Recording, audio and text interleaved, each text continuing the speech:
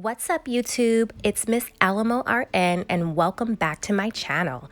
Today I will be going over my amazing carrot cake recipe that I wanted to share with you guys. And I received this recipe originally from inspiredtaste.net. It is amazing.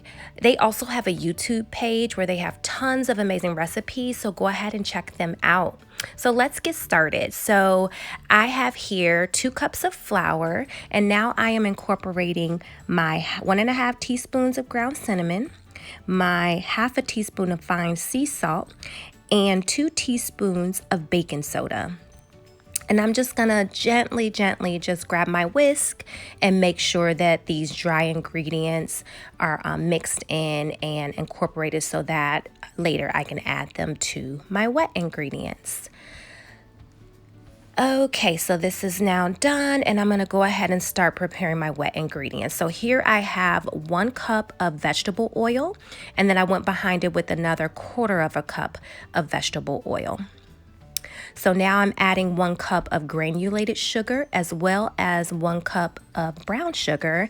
And I'm just gonna cream these together to incorporate my the start of my wet ingredients. Okay, so once that's mixed fairly well, I'm going to add my eggs 1 at a time for a total of 4 eggs. And you want to make sure that you are making sure that the batter is incorporated very well in between adding the next egg. So you make sure it's mixed totally well before you proceed with the next egg, again for a total of 4 eggs.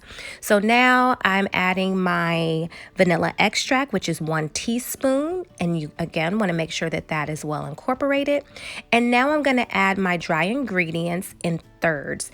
I have removed the mixer attachments and I'm just using the rubber spatula because you don't want to overmix your cake batter. Okay, so once you have fully incorporated your dry ingredients and ensuring that you're not over mixing, at that point, that's when you would go ahead and add in your grated carrots. And I have 3 cups of grated carrots here. I know it sounds like a lot, but it brings so much added moisture to the cake. It just really makes it super moist, so don't skimp out on the carrots. Okay, so now we're just going ahead and again, remember, don't over mix too much. You want to just really make sure it's just incorporated. Okay, once I'm done with my batter, I go ahead and start preparing my parchment paper. So I have 2 pieces of parchment paper here that are the same size. I fold it in half the long way. And then after that, I flip it to the other direction and fold it in half again at that point. So once that's done, I then fold it into a triangle to ensure that once I'm done with my folding process, that it will be able to be the diameter that I need it to be for my cake pans. So I folded that 3 times, and now I'm going to get my cake pans and I'm going to use it as a guide for where I need to cut my parchment paper. So I just line it up to the center of the pan and then go ahead and just cut the edges of the paper off in the direction of the circle that your pan makes. Once that's done, you go ahead and open them up, and then I separate them out, and then I spray my pans with nonstick. I used olive oil. And then I go ahead and put the parchment paper on top, make sure it's in there good, and then spray that as well, because what you don't want is your cake to stick to the bottom of your pans. So then I repeat this with the other pan as well. Since I am making a 2-tier cake, I utilize 2 cake pans. Okay, so now I'm going to divvy up my batter evenly between both pans. And at this point, I'm going to put them into a 350-degree oven for about 45 minutes or so. While they're baking, I'm going to go ahead and prepare my cream cheese frosting. I'm utilizing an 8-ounce pack of cream cheese that's room temperature, and I'm just going to go ahead and whisk that until it's nice and fluffy. Then I'm going to go ahead and add in my powdered sugar, which is a total of 1 cup and then a 1/4 cup. However, I'm doing it in batches so that way we don't have a mess everywhere. So I just go ahead and put it in, mix it well, add the rest of it, mix it well, and I think I did it in 3 different increments of my powdered sugar. So once my powdered sugar is fully incorporated, I'm gonna go ahead and mix in my heavy cream. I used 1/3 cup of heavy whipping cream and turned it on high speed and let it go until it's extremely fluffy.